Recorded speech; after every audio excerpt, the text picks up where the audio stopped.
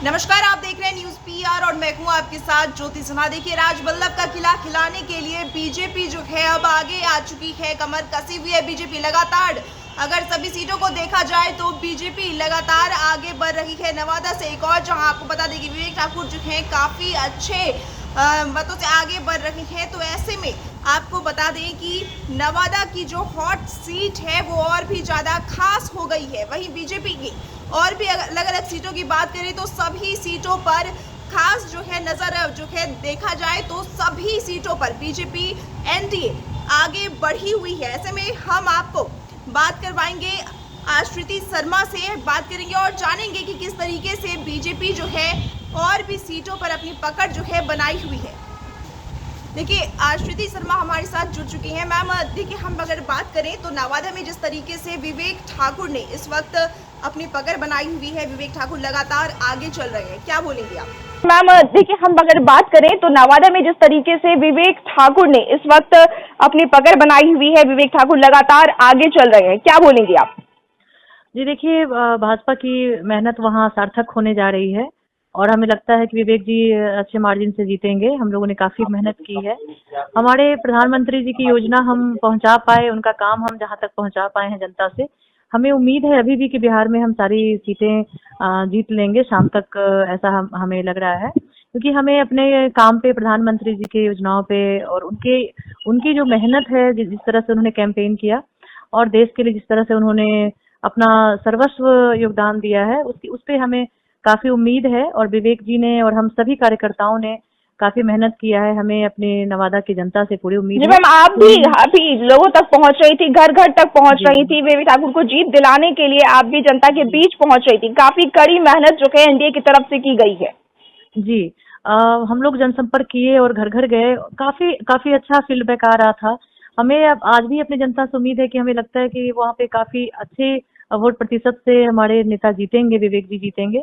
और हमारे मेहनत को जनता समझ रही है और हमारे काम को भी जनता समझ रही है और उन्हें एक अच्छा नेता मिलेगा, ऐसा उन्होंने समझा है। और ये समझते हुए वो जरूर अच्छा जनादेश दिए हैं। ऐसी हमें उम्मीद है कि हम काफी अच्छा वहाँ से लीड करेंगे।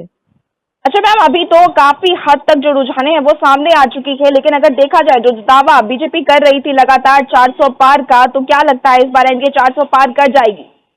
देखिए, हमने लक्ष्य रखा था क्योंकि हमें अपने प्रधान नेता पे काफी उम्मीदें थी, जिस तरह से उन्होंने देश में काम किया पिछले 10 सालों में। तो हमने एक लक्ष्य लेकर चला था, क्योंकि पिछला जो हमारा अचीवमेंट था, जिस प्रकार हमने सरकार दूसरी दफा बनाया था, तो उसके बाद हमारा तीसरे बार हम उससे ज्यादा का लक्ष्य लेकर चल रहे थे।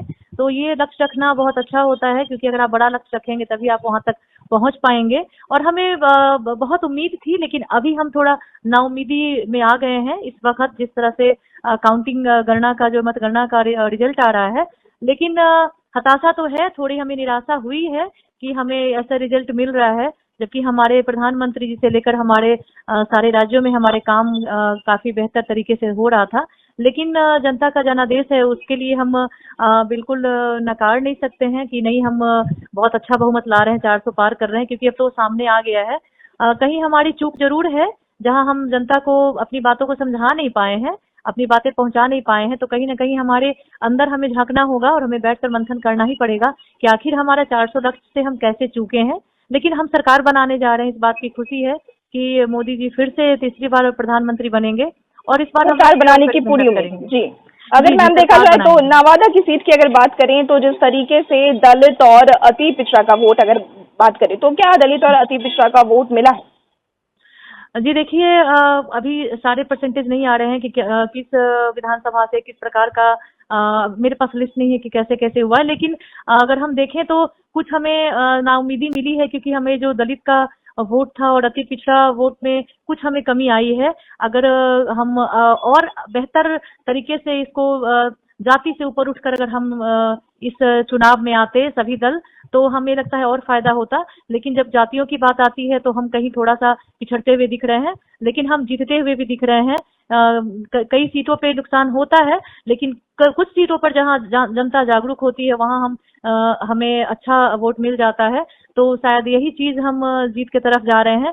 और हमें नवादा में अपने वोटर से यही चीज देखने को मिला कि थोड़ी नाउमीदी हुई है, क्योंकि हम चाहते थे कि हम 2 लाख मतों से जीते। ये हर प्रत्याशी चाहता है कि, और पार्टी चाहती है कि हम अच्छे वोटों से जीते, लेकिन जहां हम थोड़े से कम मार्जिन से जीत रहे हैं लेकिन हम जीत रहे हैं, तो कहीं ना कहीं निराशा है कि हमारे साथ दलित जो वोटर्स थे और या जो हमारे पिछड़ा वोटर्स थे, उन्होंने थोड़े हमें डिसअपॉइंटेड किया है। थोड़ा सा डिसअपॉइंट हुए हैं हम, बस थोड़ा सा से हम अटके हैं।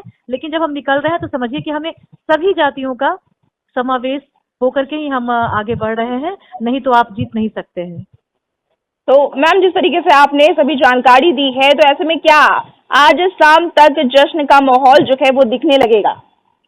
जी, हमारे केंद्र में सरकार बन रही है, ये बहुत बड़ी बात है, क्योंकि तीसरी बार बन रही है। और आप सभी इससे अवगत हैं कि नेहरू जी के बाद हम कांग्रेस के बाद तीसरी बार सिर्फ भाजपा अपने जो हमारे प्रधानमंत्री हैं उनको दोबारा प्रधानमंत्री बना पा रहे हैं। ये बहुत बड़ी एक बहुत बड़ा रिकॉर्ड हम बनाने जा रहे हैं। लेकिन उसकी खुशी मनाते हुए हम थोड़ा सा लड्डू वड्डू बांटेंगे, ये सारी चीजें करेंगे। और देखिए, हम बिहार के लिए भी सोच रहे हैं कि यहाँ भी एक हम अच्छा जीत दर्ज करें, तो हमें और उस खुशी में 10-20 लड्डू का और इजाफा होगा, हम और अच्छे खुशियों में 4 चांद लग जाएगा। जी, 4 चांद लगा पाएंगे। बस उसी का इंतजार है, और बाकी जश्न तो पूरे देश में मनाया जाएगा, क्योंकि हम तीसरी बार आ रहे हैं। जी, बहुत बहुत धन्यवाद मैम, इतनी महत्वपूर्ण जानकारी। देखा आपने किस तरीके से हमारे साथ आश्रिति शर्मा जुड़ी हुई थी और उन्होंने जो खुशी की जीत बताई है, जिस तरीके से एनडीए अब जश्न के माहौल में रमता जा रहा है। जश्न का माहौल जो है वो एनडीए में बनता जा रहा है। नवादा में जिस तरीके से विवेक ठाकुर आगे हैं, इसकी खुशी उन्होंने बताई। तो वहीं ये भी बताया कि अब तीसरी बार जो है पीएम मोदी फिर से सरकार में आएंगे और पीएम मोदी के आने के बाद जो है मिठाइयाँ भी बटेंगी।